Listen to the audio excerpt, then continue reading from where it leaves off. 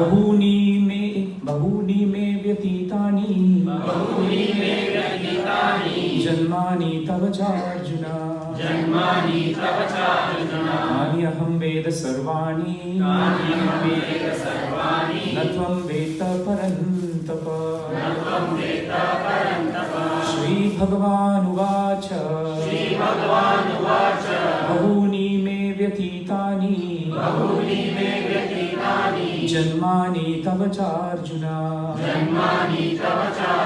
Anyaham veda sarvani natvam veta parantapa Shri Bhagavan uvacha bahuni me vyatitani janmani tava charjuna Anyaham veda sarvani natvam veta parantapa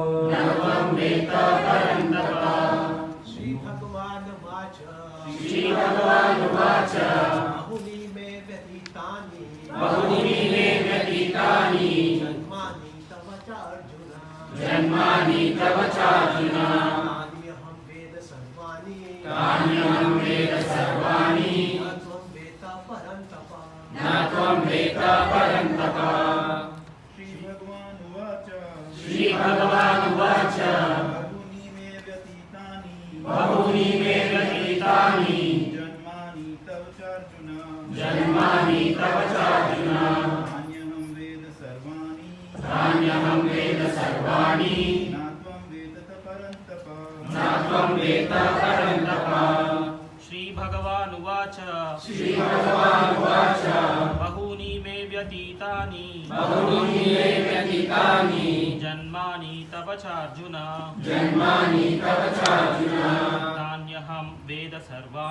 Tanyaham veda sarvani natvam veta parantapa Mataji's Shri Bhagavan uvacha bahuni me vyatitani janmani tava charjuna Anyaham veda sarvani natvam veta parantapa Shri Bhagavan uvacha bahuni me vyatitani janmani tava charjuna Anyaham veda sarvani natvam veta parantapa She chants really nicely. Jai. All glories, to these devotees. They are not ordinary devotees. They have come from past life to give us so much inspiration. Thank you. Shri Bhagavan uvacha. The personality of Godhead said. Bahuni. Many. Me. Of mine. Vyatitani. Have passed. Janmani. Births. Tava. Of yours. Cha. And also. Arjuna. O Arjuna. Tani. Those. Aham. I. Veda. Do know. Sarvani. All. Na. Not. Tvam. You. Veta. No. Parantapa. O subduer of the enemy. Translation and purport by His Divine Grace, A.C. Bhaktivedanta Swami Srila Prabhupada Ki. Please repeat the translation. The personality of Godhead said,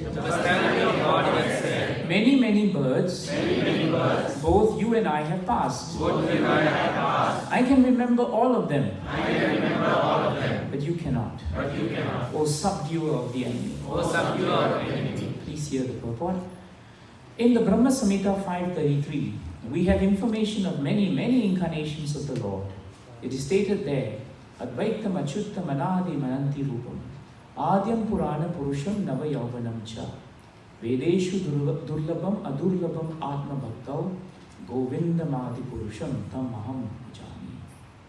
I worship the Supreme Personality of Godhead, Govinda, Krishna, who is the original person, absolute, infallible, without beginning. Although expanded into unlimited forms, he is still the same original, the oldest, and the person always appearing as a fresh youth. Such eternal, blissful, all-knowing forms of the Lord are usually not understood by even the best Vedic scholars, but they are always manifest to pure, unalloyed devotees. It is also stated in Brahma Samhita 5:39, Ramadi Murtishu Kala Niyamena Tishtana Nanavataram Akarod Bhuvaneshu Kintu Krishna Swayam Samabhavat Parama Puna Pumanyo Govindamadi Purusham Tamaham Bhajami. I worship the Supreme Personality of Godhead, Govinda Krishna, who is always situated in various incarnations such as Ram, Narsinga, and many sub-incarnations as well, but who is the original personality of Godhead, known as Krishna, and who incarnates personally also.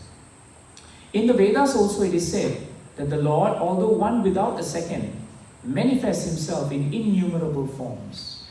He is like the Vaidurya stone, which changes color, yet still remains one. All those multi-forms are understood by the pure, unalloyed devotees, but not by a simple study of the Vedas. Vedeshu durlabham adurlabham atma bhaktau.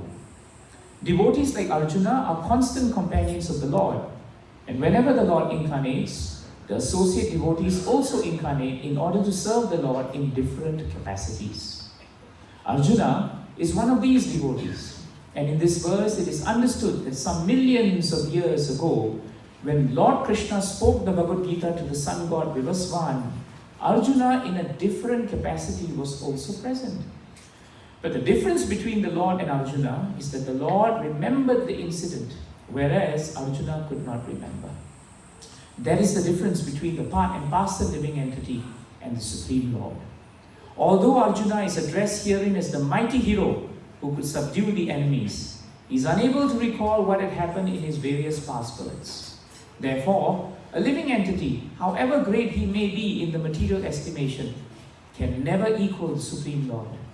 Anyone who is a constant companion of the Lord is certainly a liberated person, but he cannot be equal to the Lord. The Lord is described in Brahma Samhita as infallible, Achyuta, which means that he never forgets himself, even though he is in material contact. Therefore, the Lord and the living entity can never be equal in all respects, even if the living entity is as liberated as Arjuna. Although Arjuna is a devotee of the Lord, he sometimes forgets the nature of the Lord. But by the divine grace, a devotee can at once understand the infallible condition of the Lord, whereas a non-devotee or a demon cannot understand this transcendental nature. Consequently, these descriptions in the Gita cannot be understood by demonic brains. Krishna remembered acts which were performed by him millions of years before, but Arjuna could not, despite the fact that both Krishna and Arjuna are eternal in nature. We may also note herein that a living entity forgets everything due to his change of body, but the Lord remembers because he does not change his Satchit Ananda body. He is Advaita, which means there is no distinction between his body and himself. Everything in relation to him is spirit, whereas the conditioned soul is different from his material body.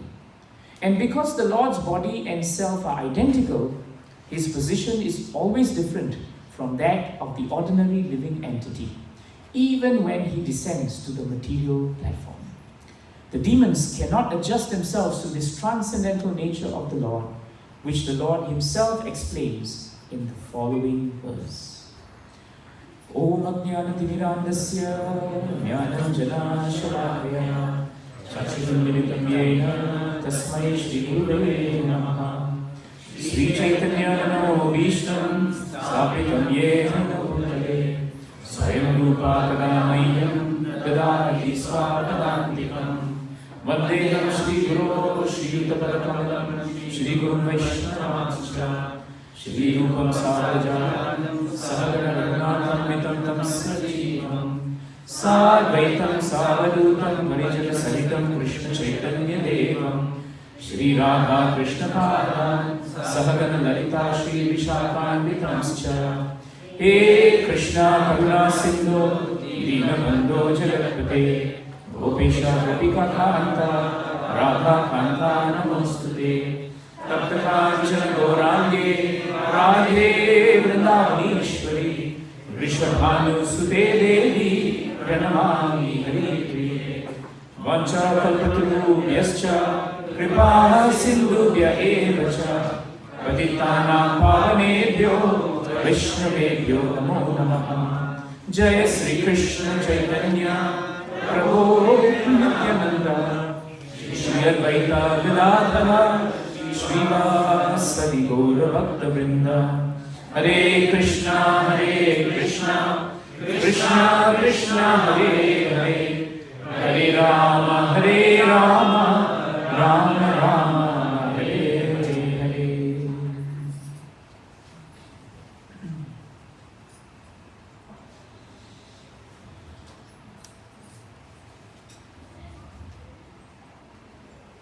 So this verse is a follow-up to the verse just before in 4.4 of Srimad Bhagavatam. And there, if you noticed, Arjuna is asking a question that Bhaktivinoda Maharaj so eloquently and with so much realization gave us, last week. And the point was, Arjuna appeared to be challenging Krishna and asking this question, that how is it? The sun god is senior by birth to you. How am I to understand that in the beginning you instructed this science to him? How could you instruct someone who's considered to be so much more older than you? How is it possible? And Arjuna did that because whenever we read Bhagavatam, we read scriptures, is it not true that sometimes we think maybe a certain part of it isn't really logical? Of course, sometimes being devotees, we don't want to bring it up. Sometimes we do. Sometimes we think if I bring it up, it's a lack of faith. And so on and so forth. So in Bhagavad Gita, we come to realize that it's not so bad because Arjuna himself asked a very important question. And his question is asked in such a way that actually he's setting up Krishna to give us the answer. If the pure devotees of the Lord do not ask questions that we, common people, will ask, then how will we be able to understand our problems? If all the devotees of the Lord are so perfect that the whole of Bhagavatam has only perfection, then we will never learn anything. There will be a big gap, between Bhagavatam and humanity. Because we will say, how can Bhagavatam help us? Because we have so much imperfection. But Bhagavatam doesn't address the imperfections. So because of that, by Krishna's mercy, the devotees under the Yoga Maya sometimes have to undergo what we call forgetfulness of the Lord. Sometimes they forget their true nature also. That is alluded to in the purport also. But this does not mean that the devotees are not pure. This does not mean that the great devotees of Bhagavatam are not exalted personalities. But as explained very nicely by Prabhupada in the previous purport, if they were not given the opportunity to ask these questions, then how will we benefit? If Parikshit Maharaj did not perform an act that elicited the curse from the Brahmana, Shringi, then how would we be able to understand how to change our behavior? How to react when someone curses us? Because in Kali Yuga, many people curse many people. So how do we do that, Not how to curse, but how to counteract the curse. So these are very practical points that we understand from Bhagavatam. And that is why Arjuna asked the question. Now in this particular verse, there is one important point that's being given. And the important point that's given here is this idea by Krishna that Arjuna, you and I, we have passed through many births. Now Krishna is very kind to use the word birth. Prabhupada in many of his lectures say that actually Krishna doesn't take birth. Krishna appears. Why? Because Krishna is eternal. By the same token, actually in one sense, because we are also eternal, we can also then begin to claim that it's not my birthday today, it's actually my appearance day today. So you all should fast for half a day and things like that. But it cannot be the same because in the same line where Krishna says, you and I both have had many births, but he immediately distinguishes himself from the living entity. Because he says the difference here is, Arjuna, I remember all my previous times, but you cannot remember them at all. And what to speak of previous births? We don't even remember our present birth.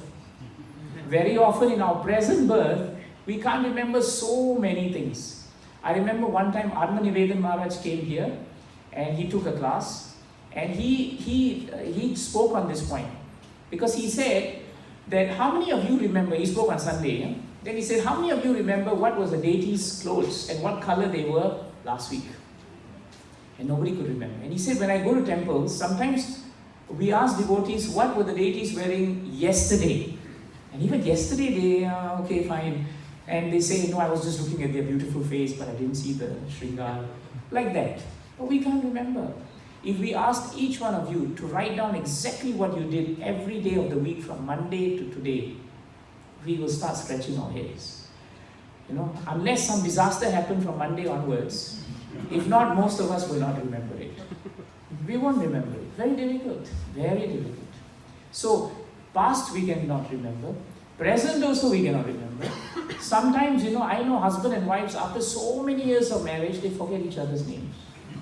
I'm serious about it. So what they do is they keep referring to each other as dear, dear, dear, dear. But they say dear because they privately tell me, sometimes I forget the name. So dear is more convenient. It happens. And what to speak of forgetting names? Sometimes we forget wedding anniversaries. We remember our birthdays, but we forget a lot of other people's birthdays. It happens. It happens. I remember one couple came in front of my Guru Maharaj and Maharaj asked, when were you married? And the husband hesitated. And the wife got very furious. She said, this should be at the tip of your tongue when your wedding anniversary is. And Maharaj said, so from there I came to understand what the marriage was about. So even present time we can forget. So what to speak of past? And what to speak of future birth? We won't even know who we are in the future. We won't. We won't. Very often when Prabhupada was on walks, he would look at some gentleman who was talking so much about his property, and after that calmly he would turn to the disciples and say, I can predict his future life, because in future he will become a cockroach in the same property that he was staying in, because he's so attached to it. So this is the point. We don't know our past, our present and future. We forget very fast. That's why we are very fallible. Fallible means we can always fall. Besides physically falling, we are always falling in terms of remembrance. But Krishna is Achyuta. Achyuta means he never forgets. In material world, we seldom remember the good things, but we never forget the bad things, isn't it? That is also demonic mentality. Demons always remember, this devotee didn't talk to me. Oh, this devotee didn't look at me nicely. That is demonic behavior. Devotee behavior is, this devotee is always kind to me. This devotee did this to me. This devotee that. That is, those who remember that way, they come closer to Krishna. They come closer to Krishna. So this is a very important point. So this is the difference between the living entity and Krishna. In one lecture in Montreal, Prabhupada stated this point in 10th of June, very close, huh? We are, what date is today? Today's 8. So on the 10th of June 1968, Prabhupada defined this verse very nicely. He said that the living entity and Krishna, the constitutional position is what is different. It's different because while Krishna appears, the living entity appears, there is a big difference between them. He gave the example of Krishna and Arjuna. He says Krishna and Arjuna are on the same chariot. Krishna and Arjuna are friends. They stick together. They eat together. They lie down together. They talk together. They fight together. And Prabhupada writes, I read the transcribed lecture, Prabhupada writes they even quarrel together. So Krishna and Arjuna were so close, they would have differences of opinion. They would quarrel together. But if you look at the verse very nicely, it is stated, Tani aham veda sarvani. But Prabhupada says, Krishna knows past, present, future, but Arjuna does not know that. So he gives the best example you can think of. If you forget anything in this lecture or in the verse, remember the example Prabhupada gives. Prabhupada says very nicely, you have the king and you have a bug. The king is sitting on the throne And the bug is also sitting next to him on the throne. It's on the throne also. So actually, frankly speaking, sitting on the throne doesn't mean that he is a king. The bug is on the throne, but it doesn't mean that the king and the bug are equal. Isn't it true?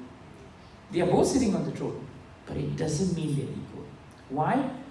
Prabhupada says the bug's constitutional position is to bite only. The king's constitutional position is to rule. And this is the difference between the living entity and Krishna. Actually, in just that one statement, right, Prabhupada has explained the whole verse. That's the whole import of this verse. Just contemplate on it. You have a throne, you have a king, and you have the bug. King says, I'm sitting on throne, and we know nobody else will sit on the throne. But you have a bug sitting next to the king, but they're not equal. They're on the same throne, they're not equal. Krishna, Arjuna are sitting on the same chariot, but they're not equal. They're not equal. They're doing the same things, but they're not equal. Because one's constitutional position is such an Ananda Vigraha. That means Krishna's body never dies. Krishna's body never grows. It never deteriorates. Krishna's body is eternal. Eternal. That's why Krishna can remember the past, remember the present, and remember the future. Our problem of remembrance is when this sharir deteriorates, the power of remembrance goes. And when we change the sharir, then the remembrance also goes. Very few people will remember past life. Anyway, it's good we don't remember past life. One life remembrance is enough, isn't it? Whole past life also you remember. Just imagine. It's too much, too much. And if you knew what your future was going to be, that's also not so good. So it's good where we are. Krishna's mercy, actually. So this is the point that Prabhupada says. So coming from this, we can understand one thing. The living entity may sit down, just like Arjuna did, next to Krishna. They may talk to Krishna. We may be sitting down, for example, right up here. We may have a deity next to us, but we are not the same. So this is the first point. The difference between Krishna and us, the first point we should take back, is our constitutional position. Krishna's constitutional position is Satchit Ananda Vigraha. Sat means Krishna is absolute. He is supreme truth. The truth of Krishna never changes according to time, place and circumstances. Never. Never. You can apply any principle of Bhagavatam today as much as you could apply it 1,000,000 years ago, and it is still relevant. Principles are always relevant. Details can change. Always remember that. Whenever we get confused in our society, why so many things are changing, why so many people say different things, they say them according to time, place and circumstances because they are details. But the principles remain the same. That is why Krishna remains the same. He's always the same. But we cannot claim to remain the same. The moment we are born, we are deteriorating. When we see children, they look so nice. When we reach our teenage years, we look very nice. Once we pass 20, 30, 40, nobody wants to look at the mirror so often. The mirror becomes an unused equipment in the house. But when we were young, we couldn't stop looking at mirrors. Isn't it? That's true. So we are changing. That's the first thing. The second thing is, our constitutional position must be realized according to Shastra. I remember in Nectar of Devotion, there's this very nice point. Ataha Sri Krishna Namadi. Ataha Sri Krishna Namadi Na Bhaved Grahayam Indriye. Very important. So it is stated nicely in Nectar of Devotion. And this verse actually comes from Padma Purana. And it is quoted in Nectar of Devotion. It is stated nicely, Sevan Mukhe He Jiva. And the last line is Swayam Eva Spurati Adaha. The meaning is important. It is stated nicely that because Krishna's forms, his qualities and his pastimes are all considered to be absolute. Which means, if you chant Krishna's names, it's as good as seeing Krishna. If you take Krishna's prasadam, it's as good as associating with Krishna. If you read Krishna's book, it is as good as hearing about his pastimes. That's why very often Prabhupada told us to please scrutinizingly study Prabhupada's purports and his books. Because by reading from the Acharya, we are actually also hearing from the Acharya. And the verse tells us very nicely that our material senses, because Krishna is on absolute platform, our material senses cannot appreciate him. Very important point. We cannot appreciate the qualities. Unless we take up devotional service, it is very hard for us to appreciate this point. And that is the reason why society is in difficulty today. This is something as devotees we can take for granted. But we don't realize even when we are disturbed in our own devotional service, it is because fundamentally we have forgotten the constitutional nature of Krishna. We have just taken Krishna and Krishna consciousness for granted. But the more we remind ourselves every day how supreme and how transcendental Krishna is, then we will grow to appreciate Krishna. Then when we chant the holy names of the Lord, our love for Krishna will deepen. This is why it is important, in this verse, it's important to know the distinction between the constitutional nature of Krishna and our constitutional nature. But Nectar of Devotion and Padma Puran says, when a conditioned soul is awakened to Krishna consciousness and starts rendering service, Sevan, when he starts rendering service by two things, using his tongue to chant the holy names of the Lord and tasting the remnants of the Lord's lotus food. Very important. If we take prasadam and we chant Krishna's names, then the verse tells us the tongue, jiva, this tongue becomes purified. And when the tongue becomes purified, then everything in line with the tongue, the belly, the genitals, our entire consciousness becomes purified. And then the verse tells us, gradually, we actually will come to understand who Krishna really is. Such a nice verse actually. In this whole verse, to understand our constitutional nature, to understand Krishna's constitutional nature, and how we can come closer to Krishna is so nicely explained. So remember the formula. The formula is first, we must appreciate Krishna's pastimes, his name, his absolute nature. Appreciation is needed. And when we appreciate Krishna's nature, then even though we are conditioned, just by using our tongue to glorify him, by chanting his holy names, by having prasadam, then what happens? We will actually gradually come to understand who Krishna really is. And the word is gradually. It cannot happen overnight. Very often, when we come to Krishna consciousness, sometimes, understandably, we are impatient. But there is a nice word that is used over and over and over in Bhagavatam. And if you, for example, go to Vedabase and you just, Google it, or you don't use Google, you search it, you'll find that this word comes over and over. And the word is gradually. Gradually. So you'll find that in Krishna consciousness, everything takes a bit of time. But the favorable aspect to be cultivated in Krishna consciousness is patience, confidence, enthusiasm. We cannot become confident and enthusiastic if we are not patient. Very important. If you don't become patient, then you'll end up being a patient. That's also very important. Must always remember that. If we are not patient, if we cannot tolerate, if we cannot also be patient with others, sometimes we're very impatient with other living entities. Sometimes we're also impatient with other devotees. We think, oh, this is the standard. Quickly you have to come to the standard. But how long it took us to come to the standard? Very quickly we have forgotten. Why? Because we are constitutionally, we cannot remember our past. We can't remember present. And of course we can't remember future. So in the end, you see the impact. We are not serving society actually. So this is very important thing. We are fallible. We are subject to three miseries. Krishna is never subject to three miseries. That's why you see Krishna, his murti form, his pastimes, Krishna is always smiling. Even when he's killing the demons, he's smiling. Who can do that? Look at all the pictures. Even when he's killing demons, he's smiling. Even when he's fighting with Kalia, for example, in the lake, he was still smiling. He was still smiling. So Krishna is always smiling. There is no darshan of Krishna in any of our temples where Krishna has a long face. If he had a long face, nobody will take darshan. That's why sometimes we think, why people don't approach us? Because you have to look at your own face. Our faces, we are not smiling most of the time.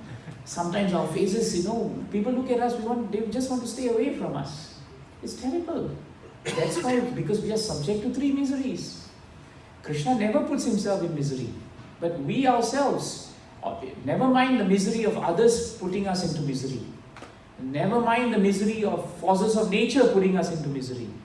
Very often we ourselves put ourselves into misery. By how? Speculating. Oh, Prabhu is not smiling at me. Something is happening. Oh, Mataji didn't talk to me today, but she spoke to the person next to me. Something is happening. Oh, this person ignored me, that person ignored me. All this is misery. That's why my humble request to all of you is, we are all perfectly situated when we're in the class. But the moment we go down to have prasadam, because we don't talk about Krishna, immediately all these problems come. Half the disturbance and complaints I get on Saturday and Sunday do not come when people are hearing class. When I ask them, how did you become disturbed? They say, because of this. When did you become disturbed? Oh, I was downstairs having prasadam. Prasadam seems to be the point of disturbance, when it should not be. We just heard what Padma Puran and Nectar of Devotion said. When we are having prasadam, you please remember Krishna. And if you have to speak to a devotee, share something about Krishna. If they share something disturbing to you because they are in difficulty, please utilize the principles of Krishna consciousness to serve them. Sevan Mukhe. Our constitutional position at all times is to serve, not to disrupt and not to disturb, but to serve. Very important. The second point of difference between us and Krishna is given very nicely in the purport. Prabhupada says Krishna is like the Vaidurya stone. Vaidurya stone is a very beautiful stone. It has this ability to change color. According to time, place, climate, it can change color. But no matter how many colors it changes, the stone is still the same. Right? It is still the same.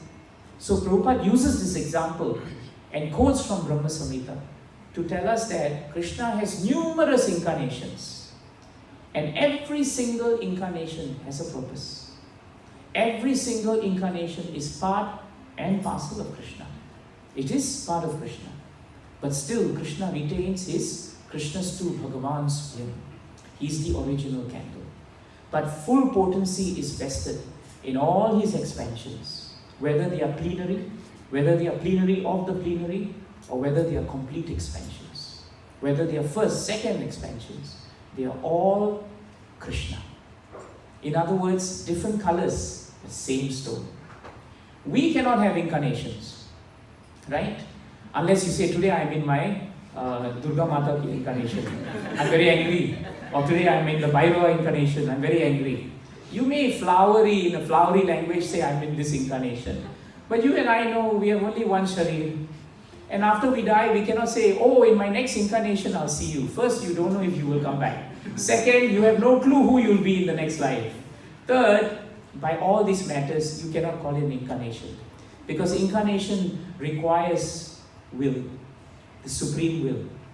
The Lord incarnates according to his own sweet will and driven by the desire of the devotees. Advaita Acharya sat down and pleaded for the Lord and offered Tulsi on the banks of the Ganges. He pleaded with the Lord to please come. And the Lord then decided to advent himself, in his original form, not different from Krishna as Chaitanya Mahaprabhu. He did that on his own sweet will, but he did that because he was driven by love for his devotees.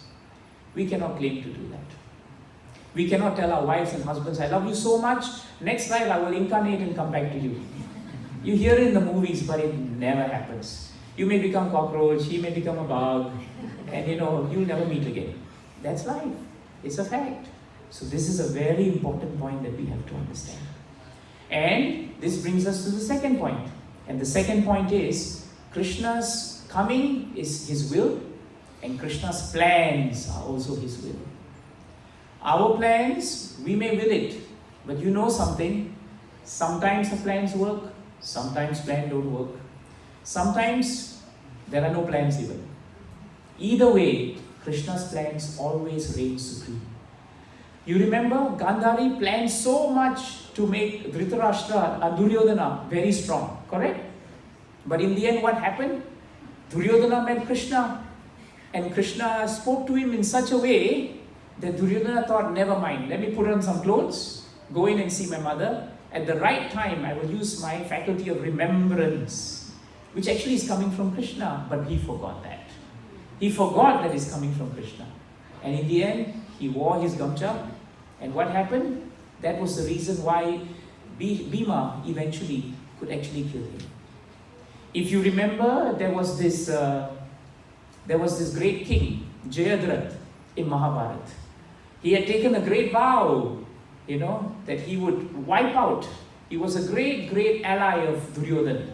And he took a vow that he would wipe out Arjuna, especially Arjuna. And somehow or another, because of the power of Krishna's mercy, Jayadratha became the object of a promise by Arjuna himself. Because when he realized how Jayadratha actually commanded the position of the Kaurava army to finally kill Abhimanyu in a very unfair and unwarrior-like way, then at that time in the night in the camp, Arjuna took the vow that by tomorrow when the sun sets, Jayadratha will meet with death from my arrow. Otherwise, I myself will commit myself into fire. When Duryodhana's camp heard that, they thought tomorrow will be victory. Why? Because all we have to do is sustained action tomorrow. We build a phalanx so powerful around Jayadratha that they will take too long. Even if they reach Jayadratha, it doesn't matter. Because if they reach him after sunset, well, the war will end and no one can fight. And even if they killed him after sunset, we still win the war because Arjuna would have broken his promise. So all they had to do was keep it going. And if you read Mahabharata, it is an extensive description of how the phalanx in the army formation was such that it would be literally impossible to reach Jayadratha. He was at least 3 to 4 miles behind the formation of the Kauravas. Do you know what a large army must be? Between 3 to 4 miles is incredibly long. Incredibly long. And there was a massive battle that started in the morning because all the other devotees, all the other Pandava princes and Pandava allies, they worked towards trying to free Arjuna. But by midday, Arjuna was still very far. But Krishna was very kind because Krishna even allowed Arjuna to give his horses some rest in the middle of the day. How? He actually shot so many arrows. He told Arjuna to shoot many arrows into the ground so that water could come out for the horses, bathe the horses, rest the horses. Can you imagine? It was time running out. But Krishna could do all that. Why? Because Krishna knows past, he knows present, and he knows Maya Vaite Nihata Purva Evam. I know who I've killed on the battlefield. So don't worry. If there is a mark on Jayadratha, it's going to happen. That's why he said, you know what, we have time for the horses to rest. It's all right. And everybody around was thinking, what is Arjuna doing? He's taking a break. He doesn't have time. And when the time finally came, when it looked like it was not going to happen, and it was just almost a quarter of a mile away, what did Krishna do? Krishna then darkened the clouds. And when the clouds became very dark, the Kaurava army became very happy. And they said, we have done it. It's time. Sunset. It's over. And just at that point of time, the clouds cleared. Krishna told Arjuna, Jayadratha is within shooting distance. Are you sharp enough to shoot him? And I remember reading that part. Krishna actually calls Arjuna the same way he's calling him here, Parantapa. Are you a subduer of the enemy? And when the clouds cleared, the Kaurava army realized, oh, it was temporary. It's not time yet. But by then it was too late. There was a clear sight between Arjuna and Jayadratha. And Arjuna is the champion of all champions. When he shoots an arrow, he never misses it. And he shot that arrow. And the force of that arrow was so powerful, Mahabharata tells us, that it quivered the ground as it left from his bow. And its speed was so fast and so sure that before Jayadratha knew what was happening, his head was severed from his body. So Krishna is so powerful, and that is the difference between him and the living entity. Two ways. In this case, he knew what was the fate of Jayadratha. Arjuna did not. But Arjuna had faith, implicit faith in Krishna. And because he had faith in Krishna, Arjuna's desire and plan became aligned with Krishna's desire and plan. Ye me matamidam nityam anutishtanti manavaha shraddhavanto anasuyanto tepi muchanti karmabihi. 331 of Bhagavad Gita. When we follow the instructions of the Lord with great faith and devotion and without envy, one is sure to become free from the effects of fruitive activity and become liberated. And that's why Krishna liberated Arjuna from whatever doubts he had. And he fixed him in performing his task in Bhagavad Gita, in the Mahabharata war. So the important thing here is Krishna's constitutional position is very different.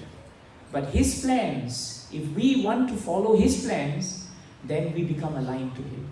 And that is how the devotees attain devotional service and peace and bliss in devotional service. So we have to accept that our plans may never succeed. We must always submit our plans to Krishna. That is the second way in which we fulfill this point in Bhagavad Gita, that Krishna is different from us. When we fight and resist Krishna's plans, then how can we appreciate the absolute nature of Krishna? Only demons do that, and they get into trouble. In fact, some demons don't do that. Mayadanava in the 7th canto, 10th chapter, when he tried so hard to build a beautiful pool, and he poured Amrita Sanjivani into it, if you recall, and then all the dead demons who were shot down by Lord Shiva, they were thrown into the pool and they revived themselves. But then Krishna came in the form of a cow and Brahma came in the form of a calf. And midday, they walked into this Tripura city, they went to the pool and they drank up all the water. Mayadanava had one plan, Krishna had another plan. Whose plan succeeded? Krishna. He drank all the water, Brahmaji also drank all the water. They came out, and then the demons realized, wait a minute, this is not normal cow and calf. Nobody drinks a whole pool of water. Then they realized it must be Krishna. At that point, they took their arms, but Mayadanava stopped them. And in 7:10:64, please read that purport and please read that verse. Every time you make a plan and then you become frustrated because the plan doesn't work, study 7:10:64. Because there Mayadanava gives us the best point, which is related to 4:5. He says very nicely, what has been destined by the Supreme Lord for oneself or for others, or for both oneself or others, cannot be undone by anyone, anywhere, whether one be a deva, whether one be a demigod, whether one be a demon, a human being, or anyone else. This is how we accept Krishna. So you may plan, but Krishna will super plan you. That's why we intend, but he super intends. So Krishna is our superintendent. That's why we say Krishna willing. That's why the Muslims say, by if, inshallah, that means by if the good Lord wants, fine. A devotee who understands that, he can plan. We have to plan. You have to plan to come to Gauranga Center. Please plan, continue to plan. But always remember to submit your plan before Krishna. Don't say, because Krishna is always planning, I don't need a plan in my life. No, that's not the way. We plan, but our plan is always in line with Krishna. So that is second thing. Now comes the third and final point. The third and final point is, when Krishna descends into this world, he is never influenced by karma, guna, or kala. Three things he is never touched by. When we descend, we don't descend. When we are thrown into this world, we are thrown actually. What happens to us? We are caught by time, kala. We are caught by karma because we do so many things without Krishna. So the karmas come. And we are caught by guna, our natures. Have you noticed each one of us has our own nature? And you must have noticed that when you try to change somebody's nature, you can hit your head 10,000 times on the wall. You can stand upside down for 60,000 years in tapas. But eventually that person's nature will come back again. It is like that. Have you met devotees who before they became devotees, they were very strong, very angry maybe, or disposed to temper. When they take up Krishna consciousness, don't expect them to become sadhu babas. No, very often they are still very strong. I have met many people who were very direct when they were not in Krishna consciousness. They come to Krishna consciousness, they are still as direct as ever. Because that's their nature. But they're using their nature for Krishna. So that's fine. We learn to live with the nature. But we also understand that Krishna's nature remains the same wherever he is and whenever he has come. But we are always influenced. We are always influenced. In fact, you will find a line in the purport where Prabhupada says, sometimes even great devotees of the Lord can forget their natures. They can forget his nature. It's possible. It's in the line. Sometimes great devotees of the Lord can forget his, meaning Krishna's nature. Now this line needs to be understood in two ways. One is the way in which I stated at the start of the class. Sometimes Krishna places the devotees in a position of forgetfulness. In Vrindavan, very often Krishna put the inhabitants of Vrindavan in a state of forgetfulness of his transcendental awe and reverence inducing nature. Because if he didn't do that, then the mellow of the ras of Vrindavan would be lost. It would. For example, in Krishna book, there was a moment where Devaki Mata wanted the 6 sons that she lost back. Because she heard that Krishna, you could bring back Sandipani Muni's son. So can you do me a favor? Can you bring back the 6 sons that I lost? Now Devaki Mata lost 6 sons before she came up to Krishna. And of course before that there was Balaram and there's Yogamaya. But the pain of a mother to lose 1 child is indescribable. What to speak of losing 6 children? So what does Krishna do? Krishna says, no problems mother, I will do it. And at that point of time, Krishna and Balaram, they go to Sutala. Because Krishna knows exactly where every living entity is, at which point of their existence. Can you imagine? The moment she asked for the 6 sons, he didn't have to do a GPS to track them. Didn't have to check, where are they now. Didn't check his records, go and check now, tell me where they are, I can't find them. No, he's got a GPS on every one of us. He knows where we are. So he went to Sutala and he met Bali Maharaj. And when he met Bali Maharaj, what did he do? He spoke very nicely to Bali Maharaj. Bali Maharaj, beautiful prayers in that Bhagavatam chapter. And finally, he told Bali Maharaj, listen, 6 sons are here. Give them to me. I need to bring them back to Mother Devaki. And he brings them back in the form of little children, not big sons now. Why? For a reason. So that Devaki Mata could fulfill the mother's wish of feeding them.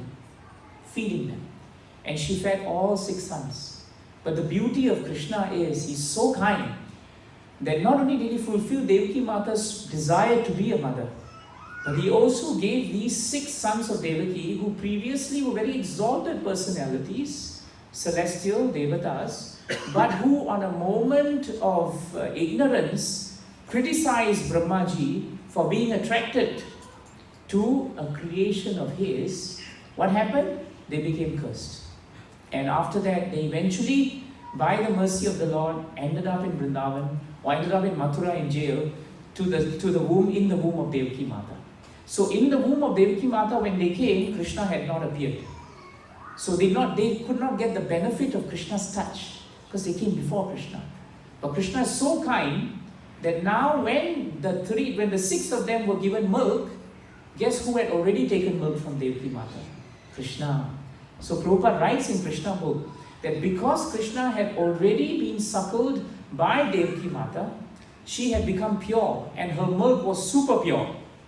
And therefore when she gave the same love of a mother to the 6 children, they also became liberated from their material conditions. This is the greatness of Krishna. So sometimes devotees are put in a position of forgetfulness, but it is only to enhance the relationship between them and Krishna, and sometimes to teach us.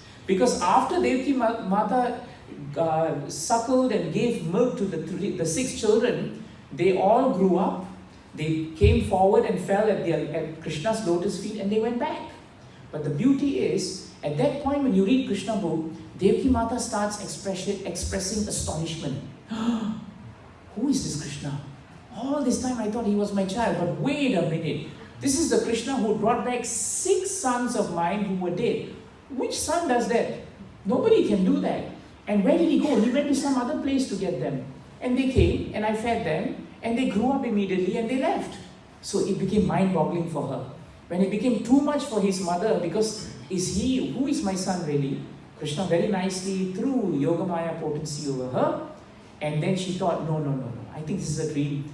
Krishna was blessed by some devata, so it's very auspicious. So never mind, just leave it be. You have also been in this position before, haven't you? When you cannot explain something to yourself, or you think, I'm wrong, what do? You just forget about it. But there is nothing transcendental to it. There is nothing transcendental to that. That's why we are we, and Krishna is Krishna. This is the point we should understand. And the last thing, the last function of Krishna is so nice. The difference between Krishna and us. Nityo Nityanam. Chetanas Chetananam. What is that verse? Eku Bahunam Yo Vidadati Karman. Very nice verse. And the translation is important. The Supreme Lord is eternal. The living beings are eternal. The Supreme Lord is cognizant. The living beings are also cognizant. But the difference is, the Supreme Lord is supplying all necessities of life to all living entities. And we cannot do that. Even a demon can get free use of oxygen. It's like a standard item you get when you're born into this world. Even demons get free access to vegetables and food. If Krishna wanted, he could make all the demons starve, or he could make all of them die of thirst. Imagine if we were in position of Krishna. We didn't like someone, what do we do? This one is not for you. I won't share. You see children, suddenly when they are friends, they share. I don't friend you. I don't share with you. We could do that. That's why we are not Krishna. Krishna is so kind, so compassionate. That is his ultimate characteristic. He supplies to all living entities. We don't even supply things to people we love. We can't even supply anything to ourselves. We can't even control our blood pressure. Our blood sugar we cannot control. The beating of our heart we cannot control. If a small membrane somewhere in the middle of our brain decides to burst, it's called a stroke. It's over. It's just over. If we walk out and a grab car passes by and hits us, it's over. It's all over. So we can't supply anything to anyone because we don't have anything. This is the ultimate difference between us and Krishna. Krishna is the possessor and proprietor of everything in this universe. Even our wives, our children, our loved ones, they don't belong to us. They are given to us on borrowed time. Our achievements, Prabhupada writes in the 15th chapter of the first canto, are considered to be borrowed plumes. P-L-U-M-E-S. They just, you borrow some beautiful figures from the feathers from peacock, they are borrowed. They look nice, but they don't belong to you. The faster we understand that, the faster we understand the other 2 points that we brought up, then we become peaceful in Krishna consciousness. Then we understand that we and Krishna are eternally related. But Krishna is always Krishna. And we will always be servants of the servants of the servants. That is why Prabhupada spends so much time in Bhagavad Gita and Bhagavatam establishing the supremacy of the Supreme Personality of Godhead. Please always remember that. And that's why Krishna says here, I remember my previous time, but you have no clue about it. I want to end by just remembering how well Krishna has done that in Bhagavatam. Just think briefly. Narada Muni, many years before, met Nala Kuvera and Manigriva, correct? Then he cursed them but prayed that somehow they will meet Krishna. Krishna years later comes in Damodar Leela And after pacifying and pleasing Mother Yashoda, he then remembers Narada's prayer. And out of the millions of prayers we are giving, he remembers that prayer because it relates to two persons who are in his courtyard. And he brings down the tree and he tells them, I have nothing to do with you. But because my pure devotee desired that you be delivered, I am delivering. No human being can do that. Second example I can think of.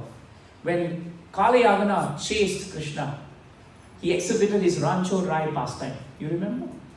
And he started running away, walking away. And Kalayavana thought, this is the Supreme Personality of Godhead. He's a coward. I'll just chase and catch him. The moment he was just about to catch Krishna, like in cartoons, he catches air and Krishna is in front. Now where does Krishna go? Krishna's not just going anywhere he wants. While he's doing that, he knows, in my transcendental GPS, there's a nice devotee, he's nearby. And he's also waiting for me. And he's the great sage Muchukunda. So how does Krishna do it? He connects the pastimes. And he saves time. No one can do this except Krishna. Amazing, isn't it? That's why there's a chapter in Krishna book known as Wonderful Krishna. Krishna is wonderful. Think about it. So he directs Kalayavana inside. He allows Muchukunda to wake up. The power of Muchukunda kills Kalayavana. So Krishna doesn't have to kill it now. It's done. Muchukunda wanted to see Krishna when he wakes up. So when he turns around, he takes darshan of Krishna. It's all done. Nobody can do this. Third one I remember. As Lord Ram, Shabri waited for him so many years. Lord Ram did not forget her. But at the right time when she remembered, he appeared. He appeared. He never forgot her. She never sent a petition to him. She spoke from the heart. But because Krishna knows past, present, future, any one of us today, if we have a desire to serve Krishna, please have the faith. He will reciprocate. He will reciprocate. But the time, the place is his choice. Not your choice, not my choice. That's why he is who he is. And that's why who we are. You think of the Kevat, the boatman who met Lord Ram. Sita and Hanumanji were thinking, Sita and Lakshmanji were thinking, how can the boatman wash Lord Ram's feet? How can it be? Every day we only get to hold one of his feet, the other one holds the other feet, brother-in-law and sister-in-law competing to hold the Lord's feet. But the Kevat, the boatman, can touch and bathe both the feet. And he says, you don't know who he is? Many, many, many years ago, I was lying down on the ocean of Garbhodaka, and he was a tortoise, tried to climb up to do service. You, as Mahalakshmi, said, shoo, shoo. And then you, as Ananta Sage, pushed him out. But his desire was so strong, I never forgot his desire. Anyone who desires to serve Krishna, take it from Shastra, he will reciprocate. He will give you the bliss. But be peaceful, patient, and be gradual in your devotional service. And one last thing I remember is a very famous story in Dwarka. In Dwarka, there's a nice story. They say the Lord in Dwarkadish temple. One sweeper was there. And he saw Dwarkadish every day sitting down like that. Standing actually. And he thought he must be very tired after a while. He's a devotee, simple, So one day he told Dwarkadish after everything closed, he said, dear Dwarkadish, today I'm thinking that you take some rest. You've been standing whole life, don't know how long you're standing. But why don't I take your place? Then you go out, you take a break. To his surprise, Dwarkadish spoke to him and said, all right, if you want, fine. You take over my place, you will look like Dwarkadish, I give you the power to do that. I will become the sweeper, at least I'll have a holiday. Then the sweeper said, is there something I have to do? And Dwarkadish said, yes. You just have, many people will come. You just smile, put up your hands and bless them. Okay? Because while I'm abdicating my position, I'm not abdicating my functions. That's mine. So you just smile. I'll take care of everything else. Don't do anything else. So the first person to come in is a wealthy man. And he says, I've given you so much money, I pray for more money. As he leaves his wallet behind, forgetting.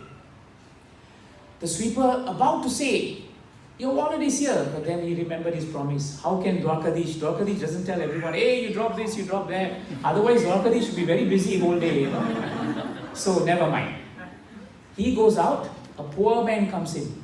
He says, Dwarkadish, I'm praying very hard. My daughter is very sick. I need some Lakshmi. After prayer, he turns around, wallet is there. Dwarkadish was so kind. And the man wanted to say, no, that's not your wallet. But then he remembered, wait a minute, I'm not supposed to say anything. So he just smiled. And he praised Dwarkadish, so kind. And he took the money. Now what happened is a sailor comes in. Dwarka is a town, coastal town. Sailor comes in, he says, Dwarkadish, today I'm going on a long journey. I pray that you will protect me. At the same time, at that point of time, the rich man who lost his wallet, he walks in. He walks in with 2 guards. And he says, I left it here, somewhere. There's no one here. He must be the one who has taken it. The sailor said, I don't know what you're talking about. And they have a fight. The man insists that the sailor has taken the wallet. And because he's very rich, he has bribed the guards. So the guards are going to take him to jail. Dwarkadish at that point said, if Dwarkadish was really here, he would stop this injustice. He would step in. I can't sit back. I have to be a proactive lord. So what does he do? He forgets his promise. Suddenly he speaks in a booming voice. My dear friends, whatever he says. This is not right. This is what actually happened. It's not the sailor. Let him go. And then everyone bows down before Dwarkadish. In the night, the sweeper who's Dwarkadish comes back and says, so, how was your day? Of course, he knows everything. And he said, I tried to follow your instructions, but the last point I improvised. Because I knew at the end, you will definitely need some help. So this is what I did. And Dwarkadish said, you are the most foolish man I know. Now I know why you're a sweeper. Why? He said, you don't understand. The man who's very rich, his money is all stolen. None of that money is good. So when he left his wallet behind, the poor man deserved that money. Because that money will be purified by this devotee. Okay, fine, I understand that. Now what about the sailor? Should he go to jail? He said, you don't understand. If the sailor had gone for that long trip, he would have drowned in the waters. A great storm was coming. But because he's a good devotee of mine, I wanted to give him more time. And therefore I was ready to intervene. And that's why I arranged in such a way that this rich man should come, accuse the sailor, and the sailor go to jail. Because while he's in jail, he'll be alive. And he will not die in the storm. And that's why the Dwarka residents say that you don't know the past, you don't know the present, and you can never know the future. Just leave it to Dwarkadish. Because he knows past, he knows present, and he knows future. In the meantime, you become peaceful, you become blissful, and you just do devotion service. Everything is in Krishna's hands. He knows what to do at the right time. Grantaraj Srimad Bhagavatam ki Jai. Grantaraj Srimad Bhagavad Gita ki Jai. Srila Prabhupada ki Jai. By Gaura Premanjana. Are you ready with the presentation, Prabhu? Prabhu, it's ready? Okay. I can take one quick question while you get prepared. Any questions? Yes, Dinabadu. Yeah, you can. I'll repeat it. Oh, there's a mic. Thank you for the wonderful class. You mentioned about how natures don't change, whether it's outside the people or even the devotees. But we hear this verse, Yasyasti Bhakti Bhagavati Rakinchana Sarve Guna Satra Samasutesvara. So when we say Harava Bhaktasya Kuto Mahaguna, so doesn't that verse actually say that all the qualities of the demigods? Yes. But then we all see that even after spending so many years, maybe 30-40 years, natures don't change. Yes. So it seems that Yes. people remain the same even after practicing devotion. Yes. So what actually changed? Very nice point. There are two ways to answer that question, Prabhu. One is in the very famous verse of Yasyasti Bhakti, you find that the qualities of the devatas, they appear very naturally in the devotees. These qualities are the qualities that are necessary for devotional service. But a devotee may have the platform of his nature from previous time, especially if he's not a pure devotee, if he's a struggling devotee, if he's Kanishta devotee, that nature may still be there. It may not be refined. But the qualities of a devotee will still come, even on the platform of that nature. Someone may be not predisposed to getting angry, but his anger will be directed to proper use of the anger for Krishna consciousness. He may raise his voice a bit, Prabhu, you should not do this, Prabhu, why is your tilak like this? But he doesn't mean anything. He is a well-wisher, but he's speaking on the platform of his aggression perhaps. But if he continues to do his devotional service, then very naturally the sadhu mentality of a devotee will come. So that from his own heart and by the mature devotional service, Krishna will give him the intelligence when to use what. Because we see Srila Prabhupada as the founder Acharya, he displayed a variety of natures according to time, place and circumstances. Sometimes Prabhupada could be a bit firm, sometimes he could be very powerful, sometimes he was as soft as a rose, sometimes he was as hard as a thunderbolt. But his nature was always transcendental. But because we are struggling with material nature, our natures are not yet transcendental. But devotional service is so powerful that it will imbuild these qualities even against the foundation of an existing nature. And it has its own way of nurturing our nature. So when we say in 333 of Bhagavad Gita, even a man of knowledge cannot change his nature. What it means is devotional service, when executed very nicely, it has the power to change anything. It has the power to use anything in Krishna's service also. So we should not be caught up by someone's nature, but we should find ways and means how their nature can be best served for Krishna. I hope that's useful. Okay, we have an important presentation before we end today.